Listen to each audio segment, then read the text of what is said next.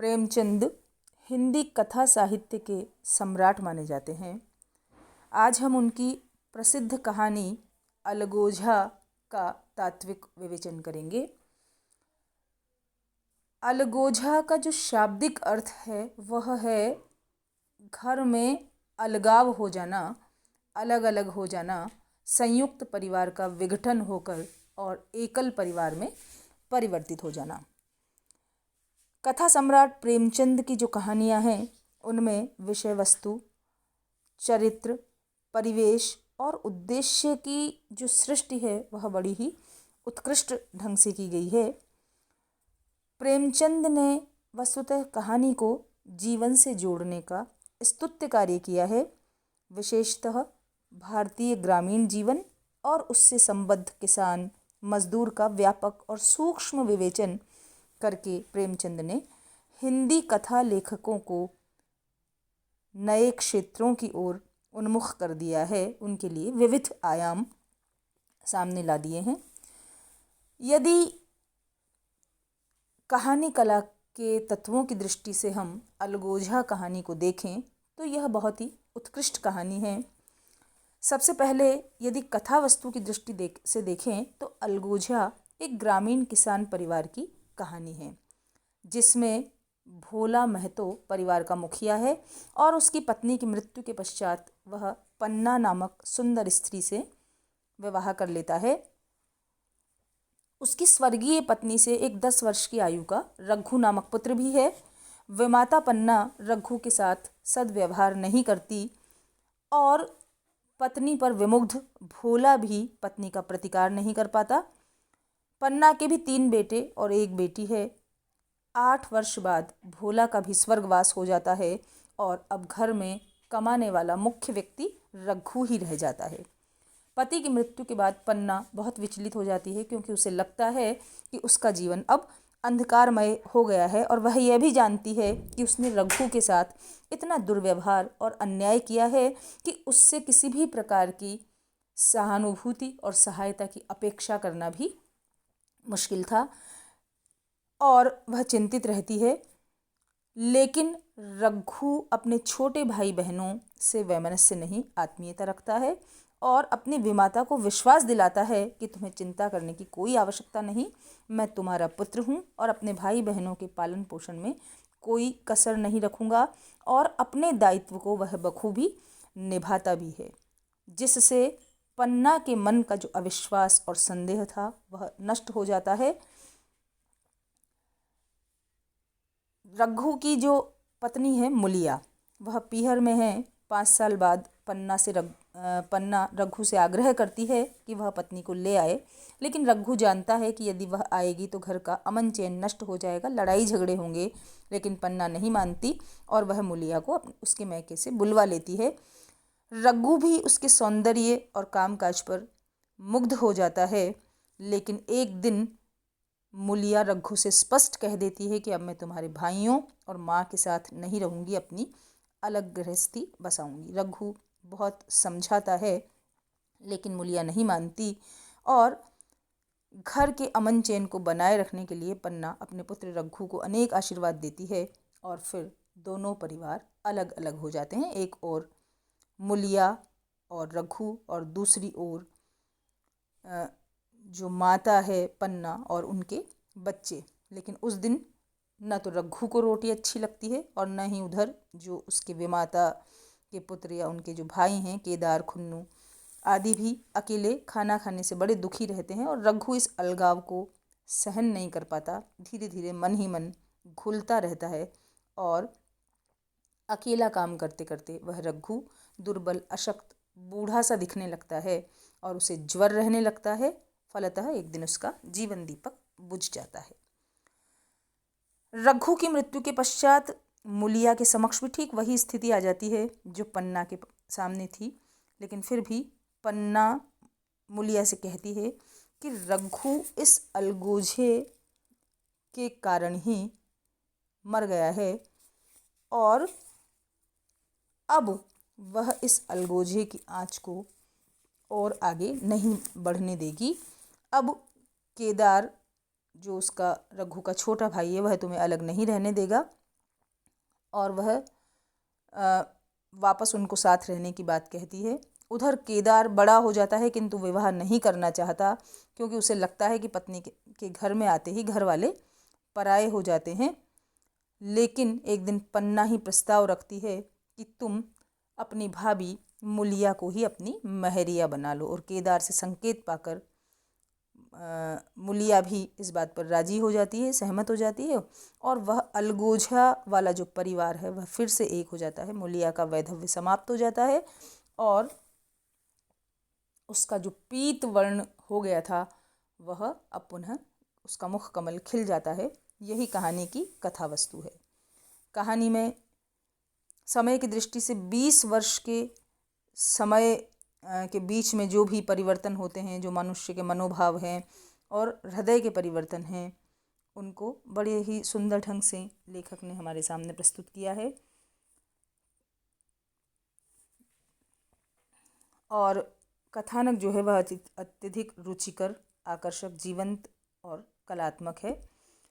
इसमें भोला और पन्ना की कथा, रघु और विमाता तथा पन्ना का प्रसंग, रघु और निराश्रित पन्ना और उसके बच्चों का प्रसंग है, रघु और मुलिया का दाम्पत्य जीवन है, मुलिया के द्वारा घर में अलगाव करवाया जाना, जो बंटवारा अलगोझा है वह दिखाई देता है, और रघु का विचार, रघु जब परिवार से अलग हो जाता है तो उसकी मृत्यु होती है। पन्ना के पुत्र केदार द्वारा मुलिया के साथ पुनः विवाह कर लिया जाता है, और इस प्रकार अलग हुए परिवार का पुनः एकीकरण, अर्थात कथा में किस तरह से कथा आगे बढ़ती है। एक तरफ अलगाव बताया जाता है और अंत में फिर सुखांत है कि किस प्रकार एकत्व होते ही परिवार में वही सुख, शांति, अमन, चैन लौट आता है। पात्र और चरित्र चित्रण की दृष्टि से यदि देखें तो इस कहानी में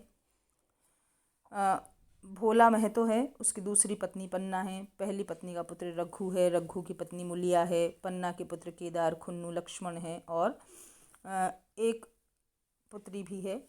तो इस प्रकार काफ़ी संख्या में पात्र हैं। जो प्रमुख पात्र हैं कहानी में, पहली प्रमुख पात्र हम जिसको कहेंगे वह पन्ना है। पन्ना के चरित्र में निहित जो विमाता का रूप है वह जैसा विमाता के स्वरूप के बारे में हम सुनते हैं वैसा है कि जो अपने सोत के पुत्र से ईर्ष्या रखती है, दुर्व्यवहार करती है, और विधवा होने के बाद में जब उसमें निराश्रयता और निराशा के बीज अंकुरित होते हैं, किंतु समय के साथ रघु का व्यवहार देखकर और पन्ना के चरित्र में विस्तार होता है, विविधता आती है, परिवर्तन आता है, और उसके मन में वही जो विद्वेष था वह आत्मीयता में परिवर्तित हो जाता है। दूसरा प्रमुख चरित्र और इस कहानी का जो प्राणवान पात्र है वह है रघु, जो विमाता के दुर्व्यवहार का शिकार होकर भी उसके प्रति सहज श्रद्धा रखता है, सहयोग का भाव रखता है। पिता की मृत्यु के पश्चात गृहस्थी की गाड़ी को खींचकर अपने धर्म का निर्वहन करता है। वह संपूर्ण परिवार में एक प्राण, एक भाव देखने के लिए जीता है, और जब उसकी पत्नी मुलिया अलगोझा करवा लेती है तो वह इस अलगाव को बाहर से अलगाव हो जाने पर भी मन से इस अलगाव को स्वीकार नहीं कर पाता और प्राणों की आहुति दे देता है। तो रघु ऐसा चरित्र है जो मतलब कर्तव्य भाव से अपने रघु ऐसा चरित्र है जो अपने कर्तव्य भाव का निर्वहन करता हुआ अपने जीवन रथ को आगे ले जाता है। तीसरा जो प्रमुख चरित्र है वह रघु की पत्नी मुलिया का है, जो बहू बनकर रहने की अपेक्षा पत्नी के अधिकारों को भोगना चाहती है। संयुक्त परिवार की व्यवस्था, काम का बोझ, आज्ञा पालन, ये सब उसके स्वभाव से प्रतिकूल है। इसलिए नारी हट के कारण वही रघु को अपनी माता और भाइयों से अलग करवा देती है, लेकिन वैधव्य का शिकार होने पर उसमें भी परिवर्तन देखा गया है। और जब उसकी सास और देवर उसे सहारा देते हैं तो अंत में वह उस वैधव्य का शिकार होने पर अपने से कम आयु के देवर केदार के साथ घर बसाकर संयुक्त परिवार में पुनः सौभाग्यवती बन जाती है। केदार एक सुशील युवक के रूप में हमारे सामने आया है, जो पहले अपनी माता के प्रति और फिर रघु की मृत्यु के बाद उसके परिवार के प्रति अपने दायित्व का निर्वहन करता है। इस प्रकार अलगोझा कहानी में पात्रों का चरित्र चित्रण बहुत ही मार्मिक बन पड़ा है और चरित्रों के माध्यम से यह कथा आगे बढ़ती रही है। कथोपकथन की दृष्टि से देखें तो प्रेमचंद की जो अलगोजा कहानी है, उनके जो पात्र हैं उनके कथोपकथन, उनका वार्तालाप परिस्थितियों के और पात्रों के अनुकूल है। उन प्रेमचंद के जो ये पात्र हैं उनका वार्तालाप कथा विकास में बहुत ही सहायक सिद्ध हुआ है। कथोपकथन में कहीं भी कृत्रिमता के दर्शन नहीं होते। देहाती पात्रों की जो भाषा है वह उनकी बातचीत के अनुकूल है और लेखक जो कुछ हम तक संप्रेषित करना चाहता है वे कथोपकथन उसको बड़ी निष्ठा से बखूबी प्रस्तुत करते हैं। देश काल वातावरण की दृष्टि से अलगोजा कहानी ग्रामीण वातावरण को साकार करती है। एक किसान का संयुक्त परिवार, हल बैल, खेत, सिंचाई, गाय, नारियल और तम्बाकू पीता किसान, अलगोजा के लिए हट करती बहू, सभी गांव के यथार्थ को चित्रित करते हैं। गांवों में किसानों में जो पुनर्विवाह, विधवा विवाह होता था उसको भी यहाँ दर्शाया गया है और अनेक किसान जातियों में विधवा अपने देवर को पति बना लेती है, उस परंपरा पर भी इसमें प्रकाश डाला गया है। प्रेमचंद ने ग्रामीण समाज की परंपरा और रीति रिवाज का सूक्ष्म अध्ययन किया था, यह यहाँ ध्वनित होता है। भाषा शैली की दृष्टि से यदि हम ध्यान दें तो अलगोजा कहानी बहुत ही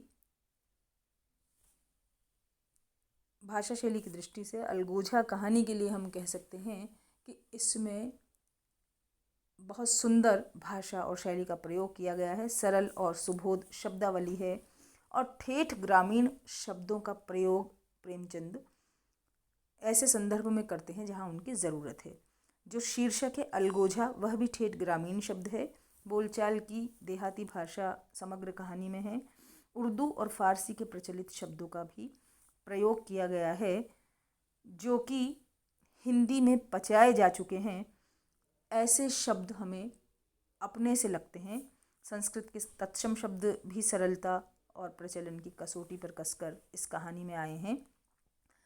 लोकोक्तियों और मुहावरों के प्रयोग से भाषा की व्यंजना शक्ति बढ़ गई है और भाषा प्राणवान हो गई है। समग्रतः प्रेमचंद की भाषा परिस्थिति और पात्रों के अनुकूल है जो कि कथा को संप्रेषित करने में बहुत ही सुंदर बन पड़ी है। अलगोजा कहानी एक उद्देश्यपूर्ण कहानी है जिसमें ग्रामीण परिवारों में, बड़े परिवारों में असंतुलन और अलगाव की प्रवृत्ति किस तरह से पैदा हो जाती है। प्रेमचंद भारतीय संयुक्त परिवार के समर्थक थे क्योंकि संयुक्त परिवार सबके लिए उत्थान की कामना करता है, सब एक दूसरे के प्रति समर्पित रहते हैं। किस तरह कोई काम अंजाम तक पहुंच जाता है संयुक्त परिवार में ही यह जाना जा सकता है। परिवार से अलग रहकर रघु अकेला पड़ जाता है और काम के बोझ से टूटकर अकेलेपन के से त्रस्त होकर मृत्यु को प्राप्त हो जाता है। फल और रोग और दुर्बलता उसका अंत तक पीछा नहीं छोड़ती। तो इस प्रकार पन्ना, मुलिया, रघु और केदार, इन सब के माध्यम से लेखक ने यह बताया है कि यदि परिवार में एकता होती है तो सहज प्रसन्नता, सहयोग और जीवंतता जीवन में बनी रहती है और इसके विरुद्ध यदि अलगोजा रहता है तो अलगाव से न तो प्रगति हो पाती है और न ही मनोमालिन्य मिटता है। मन में एक प्रकार का कष्ट, दुख, वेदना और एक प्रकार की टीस निरंतर बनी रहती है। इसलिए यदि उस टीस से मुक्ति चाहिए, यदि स्वयं का विकास चाहिए तो परिवार में मिलजुल कर रहने की जो भावना है वही सर्वश्रेष्ठ है। यही अलगोजा कहानी हमें एक संदेश देती है कि संयुक्त परिवार जीवन को सही तरीके से जीने का तरीका है और यदि व्यक्ति स्व की ही वृद्धि करना चाहता है, केवल स्वार्थ के वशीभूत ही होकर जीना चाहता है तो वह जीवन जीना नहीं है। मुझे लगता है कि इस कहानी में पर यह पंक्तियाँ बहुत सटीक बैठती है कि यूँ तो जीने को सभी लोग जिया करते हैं, लाभ जीवन का सभी जी के लिया करते हैं, मौत से पहले भी मरते हैं हजारों लेकिन जिंदगी उन्हीं की है जो मर के जिया करते हैं, जो परिवार के लिए स्वयं को न्यौछावर कर देते हैं। वस्तुतः वही व्यक्ति जीवन को जीवंत बनाते हैं और उन्हें एक आत्म सुख का अनुभव होता है।